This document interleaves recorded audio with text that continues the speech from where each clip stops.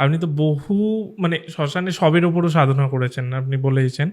তো আপনি তো দেখছেন যে একটা বডি পুড়ছে, তার আত্মা কি সেখানে থাকে? আত্মা নো ডাউট সেখানে থাকে।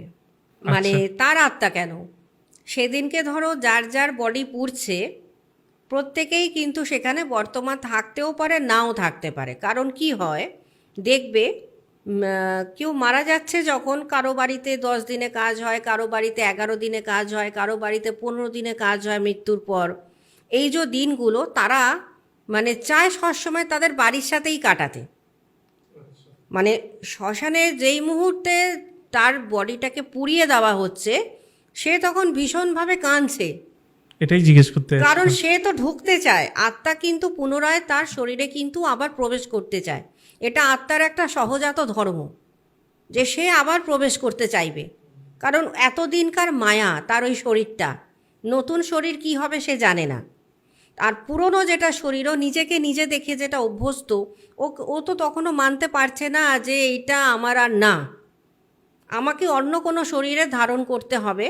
কিন্তু সে তখনও মনে করছে যে এইটা আমার শরীর, সেখানে কেন আমাকে পুড়িয়ে দেওয়া হচ্ছে, তাহলে আমি ঢুকবো কোথায়? তখন তারা প্রচণ্ডভাবে ক্ষিপ্ত হয়ে যায়। অনেক ক্ষেত্রেই দেখা যায় ক্ষিপ্ত হয়ে যায়। দেখবে গুরুদাস অবস্থা এই জন্য বলে বাড়ির বাইরে একা বেরোবে না, সন্ধেবেলায় একা বেরোবে না। সেই ক্ষেত্রে অনেকবারই দেখা গেছে কোনো না কোনো অ্যাক্সিডেন্ট ঘটে গেছে। কারণ যে ব্যক্তি মারা যাচ্ছে সে তাকে নিতে চাইবে, সে মেনে নিতে পারছে না, পরিবারের লোক সে ছাড়া সে থাকবে না, সে কোথায় যাবে? মানে ধরো আমার বাড়ি থেকে আমাকে যদি কেউ বের করে দেবে, তো আমি তখন চিন্তা করবো যে আমার বাড়ি থেকে আমাকে বার করে দিচ্ছে, তাহলে আমি থাকবো কোথায়? তা আমি তখন জোর জবরদস্তি আমি আমার বাড়িতে ঢুকতে চাইবো। তো আত্মার সাথে শরীরের সেই একই সম্পর্ক।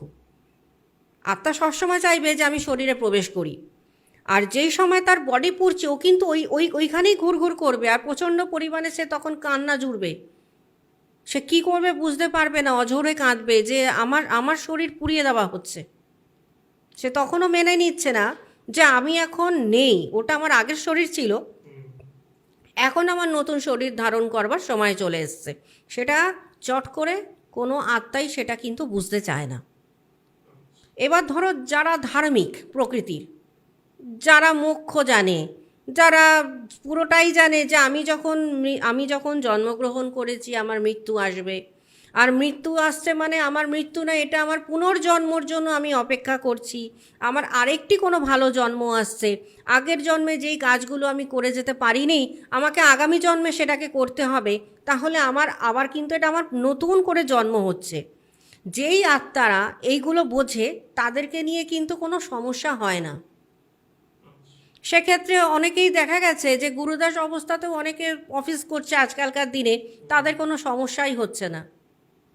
কারণ তাদের বাড়ি যে মারা গেছেন সে জানে যে আমাকে নতুন জন্মের জন্য যেতে হবে, এতদিনকার পুরনো শরীর আমি ত্যাগ করলাম, এই জীবনে আমি আমার কাজটা সম্পন্ন করতে পারিনি, এবার আমাকে আগামী জন্মে আবার আমাকে কিন্তু প্রস্তুতি নিতে হবে, ওই ওই জিনিসটাকে আমি কার্যটাকে সম্পূর্ণ করব। তো তখন কিন্তু ওই আত্মাকে নিয়ে কিন্তু কোনো রকম কিন্তু সমস্যা হয় না। বুঝতে পেরেছি। আত্মার কি শেষ আছে? না, আত্মার তো কখনো শেষ নেই। গীতাতে তো শ্রীকৃষ্ণ বলেছেন যে আত্মাকে তুমি অস্ত্র দিয়ে কাটতে পারবে না, আত্মাকে তুমি জল দিয়ে ভেজাতে পারবে না, আত্মাকে তুমি বাতাস দিয়ে শুষ্ক করতে পারবে না, আত্মাকে তুমি কোনো রকমভাবে অস্ত্র দ্বারা কাটা, আগুন দ্বারা তাকে পুড়িয়ে দেওয়া কখনো সম্ভব না আত্মাকে। যার জন্য আত্মা হচ্ছে অবিনশ্বর।